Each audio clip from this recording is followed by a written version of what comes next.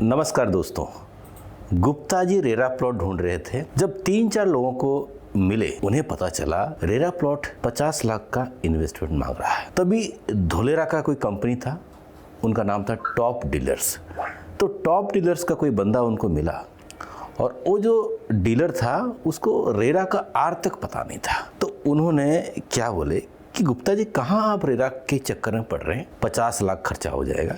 आपके जैसे 3-4 बंदे को पकड़िए और 3 से 4 करोड़ में आप एक लैंड पार्सल खरीद लीजिए जहाँ पे खुद की रेरा प्रोजेक्ट लेके आप आ सकते हैं। तो ये बजट थोड़ा सा बढ़ रहा था, फिर भी गुप्ता जी ने मेहनत किए, 4-5 फ्रेंड्स को इकट्ठा किए और 4 से 5 करोड़ का बजट लेके वो धोलेरा में आए। दोस्तों, उनको जो रेसिडेंशियल लैंड पार्सल वो टॉप डीलर्स वाले दे रहे थे, वो 4 से 5 हज़ार रुपये गज जमीन दे रहे थे, वो भी TP 3-4 के आगे। तो ऐसा हुआ, वो लोग घूमते घूमते हमारे ऑफिस में आ गए और हमें वो रिक्वेस्ट करते हैं कि प्रभात जी हमें रेसिडेंशियल लैंड पार्सल दीजिए TP 3-4 या 5-6 में, उसके सिवा हमें कुछ नहीं चाहिए। मैं पूछा कि आपको रेसिडेंशियल ही क्यों चाहिए, क्योंकि जो टॉप डीलर्स वाले थे उनकी ब्रेन वॉश कर दिए थे। क्या बोले थे कि आप रेसिडेंशियल लैंड लीजिए, फिर प्लॉट बना बना के एक प्लॉट 50 लाख में बेचिए, तो आपकी जो इन्वेस्टमेंट है 4 करोड़ की जो अमाउंट है तुरंत 8-10 करोड़ रुपए हो जाएगा, यानी आप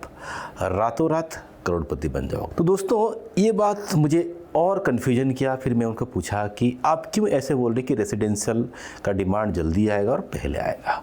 फिर वो मुझे समझा रहे थे, क्या बोल रहे थे कि प्रभात जी लोग वहाँ पे पहले रहने के लिए आएगा, यानी आबादी आएगा, और कई सालों बाद वहाँ पे दुकान बाजार बनेंगे, यानी उनका क्या कहना था, पहले रेसिडेंशियल डेवलपमेंट होगा और कई साल के बाद कमर्शियल डेवलपमेंट वहाँ पे होगा। तो दोस्तों, इसी के ऊपर जब डिटेल में उनसे चर्चा हुआ, तब उनका जो क्वेश्चन था कि धोलेरा के अंदर ऐसा कौन सा लैंड इन्वेस्टमेंट है जो आपके नज़र पे बढ़िया है। तो आज हम उसी के ऊपर डिस्कस कर रहे हैं कि धोलेरा में जो अल्टीमेट इन्वेस्टमेंट क्या है, उसी के बारे में चर्चा करेंगे।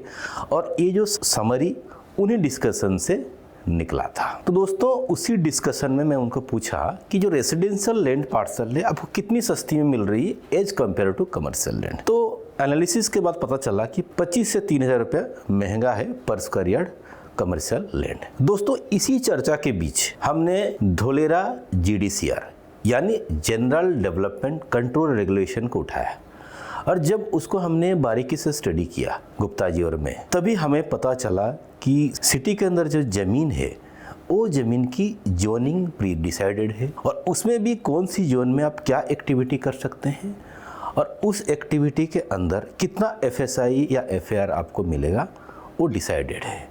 जो मेजर जोन है जिसमें लोग इन्वेस्टमेंट कर रहे हैं वो है रेसिडेंशियल, इंडस्ट्रियल और कमर्शियल लैंड। कमर्शियल लैंड में भी 3 प्रकार की ज़मीन है। वो क्या है? सिटी सेंटर यानी दिल्ली की Connaught place, knowledge and IT zone Delhi की गुड़गांव, और हाई SS कॉरिडोर यानी हाईवे के किनारे किनारे जहाँ पे नीचे दुकानें शोरूम बनेंगे, ऊपर 2 BHK 3 BHK बनेंगे, यानी ऊपर मकान बनेंगे। आप ये देखिए, हमने उठाए हैं ये टेबल हमने उठाए हैं GDCR से।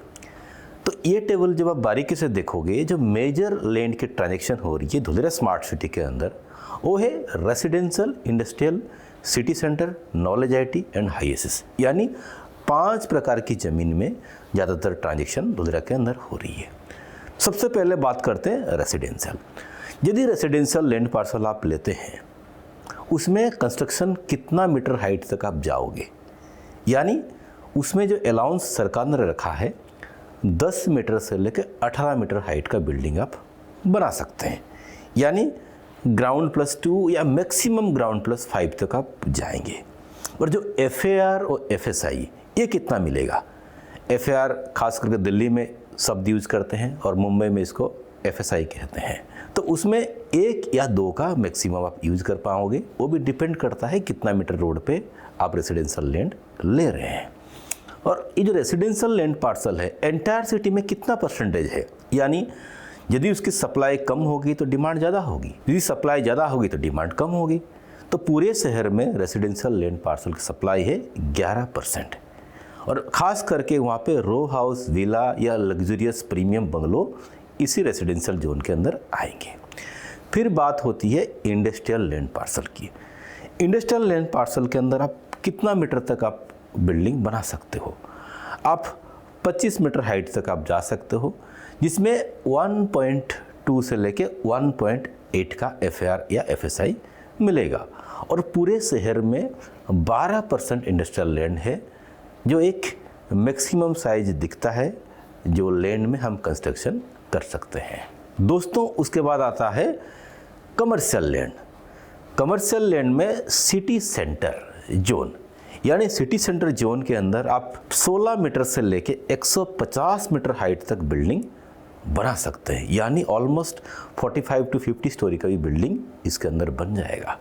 और जो FAR FSI मिल रहा है 2 से लेके 5 तक का मिलेगा। रेसिडेंशियल में आपने देखा 1 से लेके 2, कमर्शियल में 2 से लेके 5, और हाइट भी देखिए, रेसिडेंशियल में आपकी हाइट हो रहा था 18 मीटर मैक्सिमम, और इसमें 150 मीटर। और पूरे शहर में सिटी सेंटर की जो ज़मीन है, केवल 1% लैंड सिटी सेंटर में आता है, जो प्योर कमर्शियल में माना जाता है। जैसे मैं आपको बता चुका हूँ, दिल्ली की कनॉट प्लेस। दोस्तों, उसके बाद आता है knowledge and IT zone. Knowledge and IT zone में क्या होगा, आप गुड़गांव देखा होगा, गुड़गांव के अंदर IT पार्क्स हैं या इंस्टीट्यूट है, तो उसी प्रकार की IT पार्क, इंस्टीट्यूट या बढ़िया hotels knowledge and IT zone के अंदर बनेगा। और ये कमर्शियल में भी एंटायर सिटी में केवल 1% अवेलेबल है, जहाँ पे हाइट 16 मीटर से लेके 150 मीटर तक अप्रूवल है, और FAR FSI भी 2 से लेके 5 तक है, यानी एक प्रकार की हाईएस्ट FSI FAR इसमें मिलता है। और जहाँ पे आपको बढ़िया commercial building, IT parks, hotels देखने मिलेगा। ऐसे ही हाई SS कॉरिडोर, यानी हाई SS कॉरिडोर क्या होगा कि हाईवे के किनारे किनारे खास करके नीचे शोरूम, दुकानें आएंगे, और ऊपर 2 BHK, 3 BHK, 4 BHK अपार्टमेंट आएंगे, जिसको हम मिक्स यूज कहते हैं। और वहाँ पे भी 16 मीटर से लेके 150 मीटर तक बिल्डिंग आप बना सकते हैं, और पूरे शहर में 3% ज़मीन HSC में है। तो एंटायर स्मार्ट सिटी की जो लैंड सप्लाई और FAR FSI की जो अप्रूवल, ये जो आप देखते हो, सबसे ज़्यादा FSI FAR कहाँ पे है? यानी जहाँ पे आप 1000 गज की ज़मीन लोगे और उसमें 5000 गज का घर बनाओगे, तो ऐसा कौन सा जोन है? वो है commercial. City centre, knowledge IT, high SS, उसमें भी सिटी सेंटर की सप्लाई 1%, IT पार्क का सप्लाई 1%, हाई SS का सप्लाई 3%। तो जो सबसे कम सप्लाई हो रहा है वो है नॉलेज एंड IT जोन और सिटी सेंटर, यानी कनॉट प्लेस और गुड़गांव। तो उस प्रकार की ज़मीन में हमें FAR FSI ज़्यादा मिल रहा है, जहाँ पे प्राइस में खाली 2500-3000 का फ़र्क दिख रहा है। तो यदि आप एक बढ़िया इन्वेस्टमेंट ढूंढ रहे हैं, जहाँ पे आपकी ROI जल्दी मिले, बढ़िया मिले, तो डेफिनेटली कमर्शियल के अंदर आपको जाना चाहिए। जब आप GDCR को स्टडी करोगे, हर जोन में मिक्स यूज लैंड आपको दिखने मिलेगा, और आपको स्मार्ट सिटी के अंदर ऐसे भी लोग मिलेंगे जो आपको बताएंगे ज़मीन उनकी मल्टीपर्पज़ NA है, यानी उसके अंदर आप कुछ भी कर सकते हो, और आपको कोशिश करेंगे कि इंडस्ट्रियल लैंड देने के लिए as compare to commercial land, तो आप उसके ऊपर मत जाइए। दोस्तों, स्मार्ट सिटी की ज़मीन को जब बारीकी से स्टडी करते हो, GDCR को देखते हुए, आपको पता चलेगा हर जोन में कुछ ना कुछ एक्टिविटी, चाहे कमर्शियल चाहे रेजिडेंशियल, अलाउंस है, यानी मिक्स यूजेस है। जो फ़र्क दिखता है वो है FSI या FAR का, यानी किसी में FSI कम मिलेगा, किसी में FAR ज़्यादा मिलेगा, और कहीं पे प्योर कमर्शियल है, कहीं पे मिक्स यूज है। तो कमर्शियल एक्टिविटी के लिए जहाँ पे प्योर कमर्शियल रहेगा, FAR FSI ज़्यादा मिलेगा, उस प्रकार की ज़मीन की डिमांड ज़्यादा आएगा। आपको एक छोटा एग्जाम्पल देता हूँ। एक टाइम था हमारे इस मार्केट के पास ही फ्लैट अपार्टमेंट बिक रहा था 3000 रुपया पर स्क्वायर फीट, और दुकान बिक रहा था 6000 रुपये पर स्क्वायर फीट। उसकी रेट बढ़ते बढ़ते फ्लैट का रेट पहुंच गया है 17,000 18,000 तक पर स्क्वायर फीट आज बिक रहा है, और जो दुकान था 6,000 रुपये जो स्क्वायर फीट बिक रहा था, उसकी रेट पहुंच चुका है 1 लाख रुपये स्क्वायर फीट।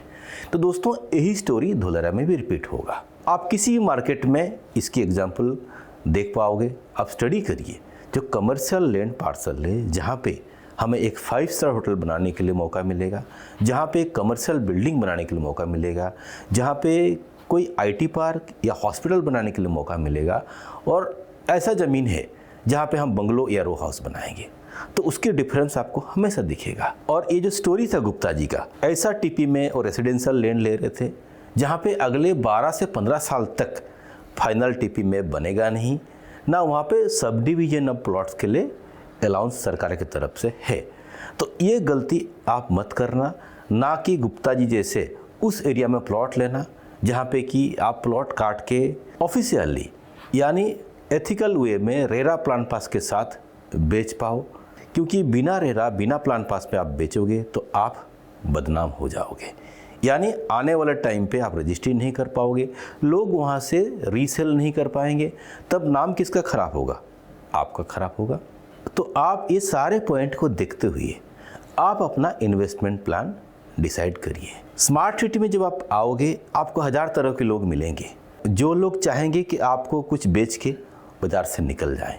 यानी उनकी जो मेन मकसद है आपको कैसे भी करके कोई भी एक इन्वेंट्री पकड़ा दें, उसको आप रीसेल करोगे, उसमें आप प्लॉटिंग करोगे, उसको आप फ्यूचर में लॉन्ग टर्म पे बंगलो बना के बेचोगे, वो सारे स्टोरी आपको सुना देंगे। लेकिन हो सकता है 15 से 20 साल तक आपकी इन्वेस्टमेंट डेड इन्वेस्टमेंट हो जाएगा। तो दोस्तों ये एक छोटी सी वीडियो थी जो गुप्ता जी का एक्सपीरियंस मैं आपको शेयर किया, क्योंकि उन्होंने मार्केट को बहुत बारीकी से स्टडी किए थे और हमारे ऑफिस में आके डिस्कशन किए। तो उम्मीद करता हूँ ये वीडियो आपको अच्छा लगा होगा। यदि अच्छा लगा तो प्लीज़ लाइक बटन दबाइए और आप अपने फ्रेंड सर्कल में वीडियो को शेयर करिए। कोई भी जो धोलेरा में निवेश करना चाहता है, जिसकी बजट थोड़ा ठीक ठाक है, यानी लैंड पार्सल लेना चाहता है, उसको ये वीडियो दीजिए ताकि उनको एक प्रॉपर गाइडलाइन मिले। और अभी तक यदि आपने चैनल सब्सक्राइब नहीं किया तो सब्सक्राइब करिए, और जब भी कभी धोलेरा विजिट के लिए आप आते हैं तो आप ज़रूर हमारे ये ऑफिस में आइए, ताकि आधे एक घंटा बैठ के हम डिसाइड कर पाएंगे कि आपको कहाँ निवेश करना चाहिए, या आपने कहीं बढ़िया जगह पे निवेश किए तो उसकी भी असेसमेंट हम कर पाएँ। तो दोस्तों आज के लिए आप लोग हमें इजाज़त दीजिए। Bye bye, take care.